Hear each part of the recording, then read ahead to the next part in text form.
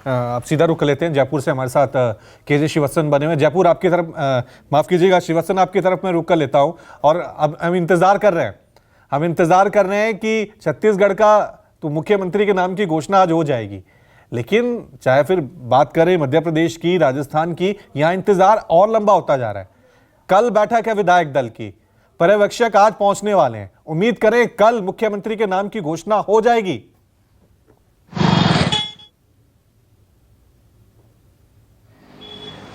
रवि, देखिए यह सवाल सबके दिमाग में है कि क्या कल ही घोषणा हो जाएगी। जैसा कि राजीव जी अभी बता रहे थे कि केवल 2 लोगों को नाम पता है, यहां तक कि जो 3 पर्यवेक्षक आ रहे हैं उन्हें भी नहीं पता कि किसे यहां पर मुख्यमंत्री बनाया जा रहा है। यहां पर विधायक दल की बैठक शुरू होगी, उस बैठक में एक बार इंट्रोडक्शन होगा सभी नए विधायकों के बाद, और उसके बाद हॉटलाइन पर पार्टी अध्यक्ष या अमित शाह किसी के संदेश को बताया जाएगा। उससे उनसे वो जो नाम डिक्लेयर करेंगे उसके बाद पर्यवेक्षक बताएंगे कि आलाकमान ने यह तय किया है, आपको अब क्या कहना है, उसके बाद ही यह तय होगा। इस तरह के प्रोसेस की बात सामने आ रही है, क्योंकि यदि पर्यवेक्षकों को पहले नाम पता होता तो अब तक तो कहीं ना कहीं से यह नाम का पता भी लगने की चांसेस हो जाते, लेकिन अब तक केवल 2 लोगों को पता है। यानी कि आज शाम को पर्यवेक्षक आएंगे और कल जब तक बैठक शुरू होगी तब तक उन लोगों को, शायद पर्यवेक्षक तीनों को भी पता नहीं होगा, यहां तक कि राजनाथ सिंह को भी।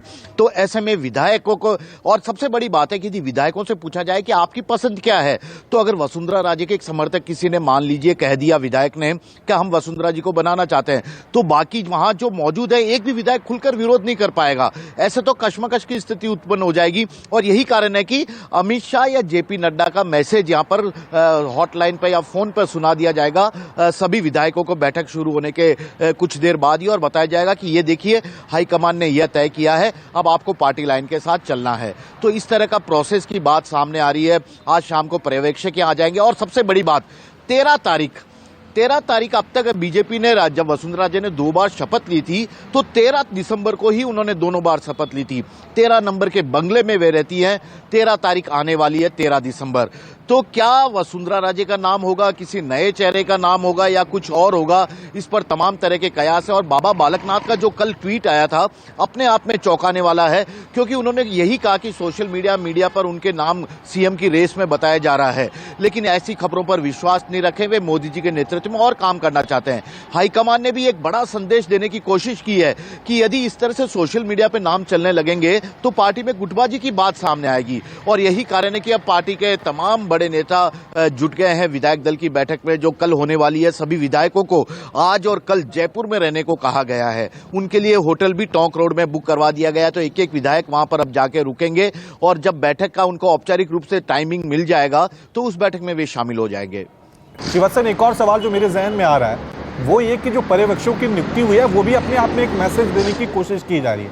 मनोहर लाल खट्टर को मध्य प्रदेश भेजा गया, गृह मंत्री राजनाथ सिंह को, बहुत बड़ा नाम है, देश के रक्षा मंत्री हैं, उनको राजस्थान भेजना, ये क्या मैसेज देता है कि कोई बड़ा बदलाव है ताकि किसी तरह से कोई बड़ी बगावत ना हो? वसुंधरा राजे ने जिस तरह से अटैकिंग मोड दिखाया था उसको कंट्रोल किया जा सके, इसलिए इन पर्यवेक्षकों की नियुक्ति हुई।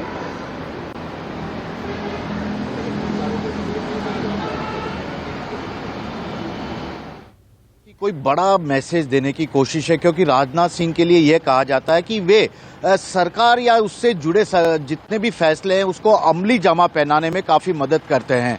इसके अलावा विनोद तापड़े, यदि उनकी बात की जाए, संगठन के महामंत्री हैं, तो संगठन यानी कि आरएसएस की बात हो, बीजेपी की बात हो, वहां से जो फैसले आते हैं या वहां से जो तय किया जाता है उसे किस तरह से सही तरीके से विधायकों तक पहुंचाया जाए और विधायकों से किस तरह से सहमति देकर उसे अमल में लाया जाए, इसके लिए वे जाने जाते हैं। और इन दोनों ही बड़े नेताओं ने कई बार अपनी काबिलियत भी साबित कर दिखाई है कई मोर्चों पर। राजनाथ सिंह तो राजस्थान में स्टार प्रचारक रहे थे, पूरे मारवाड़ संभाग में वे घूमे, राजपूत का बड़ा चेहरा माना जाता है। तो ऐसे में वे उदयपुर, अगर मैं बात करूं, राजनाथ सिंह जब चुनाव की आचार संहिता नहीं लगी थी उससे पहले 4 बार उदयपुर आ चुके थे। उदयपुर में चाहे महाराणा प्रताप की प्रतिमा का इनॉग्रेशन हो, चाहे कोई और कार्यक्रम, वहां पर राजपूत समाज को साधने के लिए एक बड़ी कोशिश करते नजर आए थे।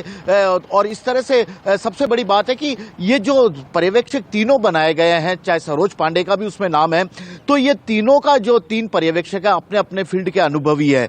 उन्हें अच्छी तरह से पता है कि हाईकमान का फैसला किस तरह से पहुंचाया जाना विधायकों के पास।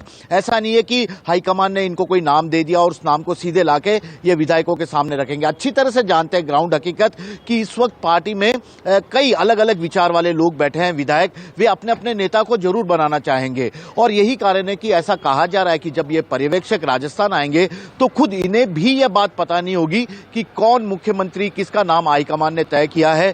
विधायकों के पास बैठेंगे, इंट्रोडक्शन का दौर जारी होगा, उनसे पूछेंगे आप कुछ कहना चाहते हैं, तो एक तरह से सब लगभग यही कहेंगे कि हाईकमान क्या सोच रहा है, उसके आधार पर आगे बढ़ेंगे। तो उसी के आधार पर इस पूरे नाम का भी फैसला होगा। ठीक है।